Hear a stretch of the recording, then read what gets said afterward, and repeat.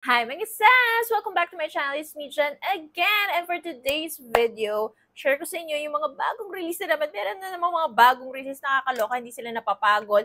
And kung ano yung mga bet kong shades dun sa mga bagong release and yung gamit ko this past few days. Oh my gosh. So kung interested ka sa mga bagong products na to at yung mga bet ko, then just keep on watching. So, ayan mga sis, ito yung mga products na gamit ko this past few days talaga. As in, malalang gamit na gamit ko. Kaya naman, share ko na sila sa inyo, okay? Kasi, hindi natin to i-gatekeep. Actually, feeling ko nakikita nyo na to sa TikTok ko, na gamit ko talaga sila. And unahin na natin itong nasa mata ko ngayon. Ito yung Cluster Lashes ni Paul Lash, mga sis. This one kasi, una, nahirapan ako. As in, sobrang hirap niyang gamitin nung una. Kasi nga, ayan siya, oh, yung ididikit-dikit mo siya. Tapos nasa ilalim kasi siya ng lashes. Before kasi, masanay ako sa mga gantong lashes, oh. Ganyan, falsies. Yung buo. Tapos ipapatong mo lang, okay na. Ito hindi, yung parang igaganyan mo pa siya. Kaya nag-struggle ako nung una talaga mga sis. Pero ngayon, medyo sanay-sanay na tayo ng onte. Hindi na super struggle talaga.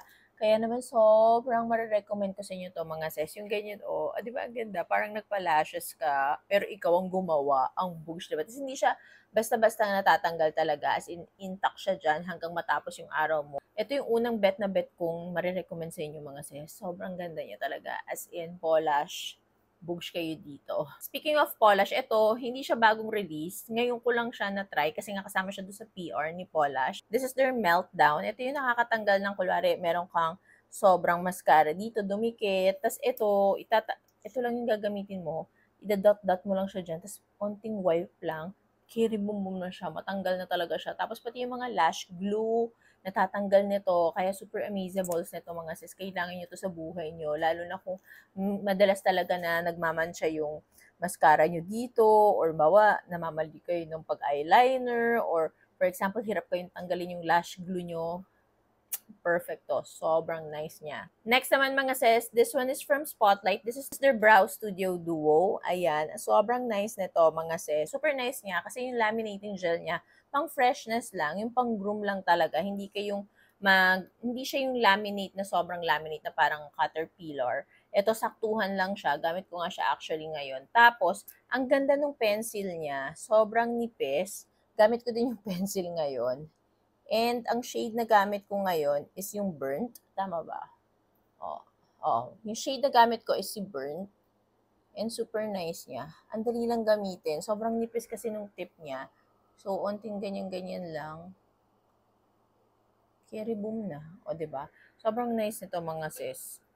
Super Boosh. I highly recommend this brow duo. Next naman yung kay Strokes Kiss Sculpt nila. Ito, na-share ko na to nung 11-11 video ko dito. Pero, share ko lang ulit. Kasi di ba bago-bago pa rin naman to. Ito yung shade na Pink Cafe. Ito talaga yung gamit na gamit ko ngayon. As in, sobrang nice niya. Pag pinang lip line mo siya sa labi mo, tapos any lip gloss na meron ka or lip oil, babagay siya mga sis. I swear. So, i-try nyo to. Ganyan nga sis. Ganyan. Sobrang ganda nito as in mga sis. I love this lip liner. Super ganda. Itong shade na to, Pink Cafe, perfection mga sasabi ko sa inyo.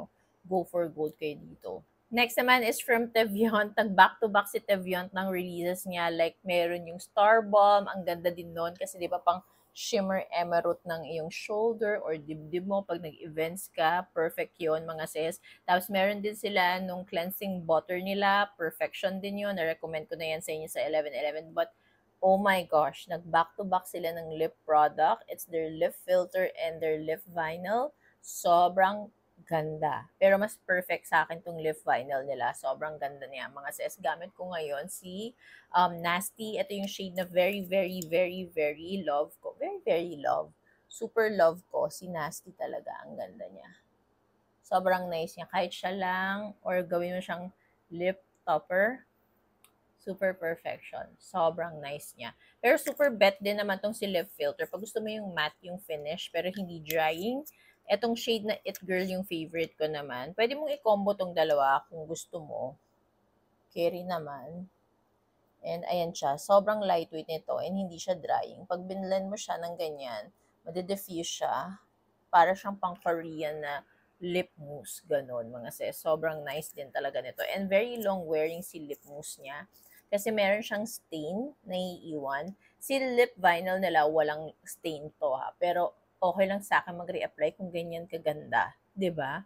So, this two, very bold. Next naman is from Easy. Ay nako, nag-back-to-back din si Easy ha. New shades for their lip bullet and new shades for their gelée and lip mousse. O, di ba? Ang bongga. Pero doon sa lip bullets na new shades, mga sis, ito yung sobrang bet na bet kong shade. Deco. Ewan ko kung anong meron dito, pero gandang-ganda ako talaga. Tingnan nyo naman.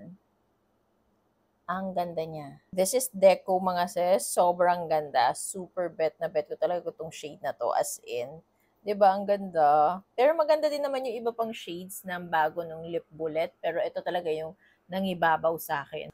For Lip Mousse NK Gelée, mga sis, tagdalawa sila ng new shades. Pero ito yung naging pinaka-bet ko talaga do sa new shades, okay? So, for the Lip Mousse, si Trap, yung pinaka-bet na bet ko.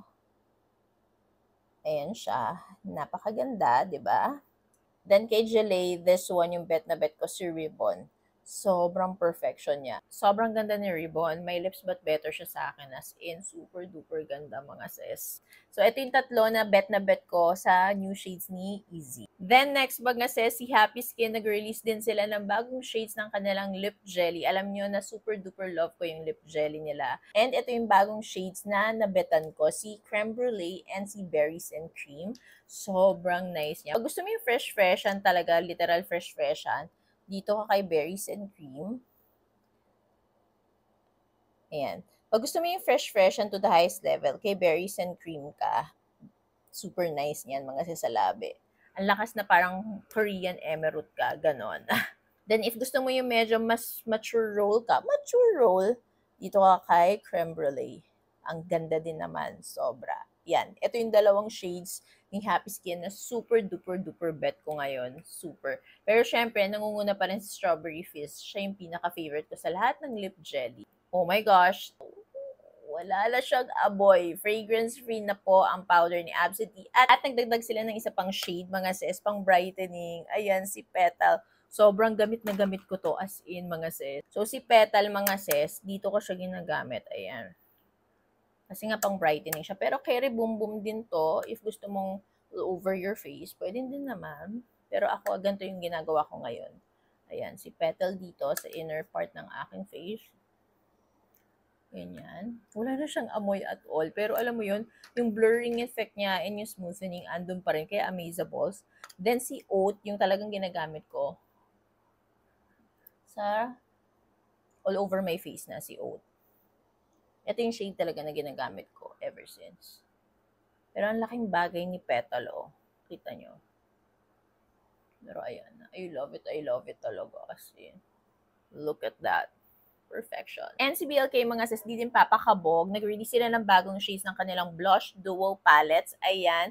This is Dust Dream and this is Petal Blossom. Nung una, kala ko talaga hindi ko magugustuhan si Petal Blossom, pero ang ganda din niya. Actually, nakalagay na siya dito sa pisngi ko. This one is Petal Blossom and this one is Dust Dream. So, mas warm lang talaga ng bongga si Dust Dream.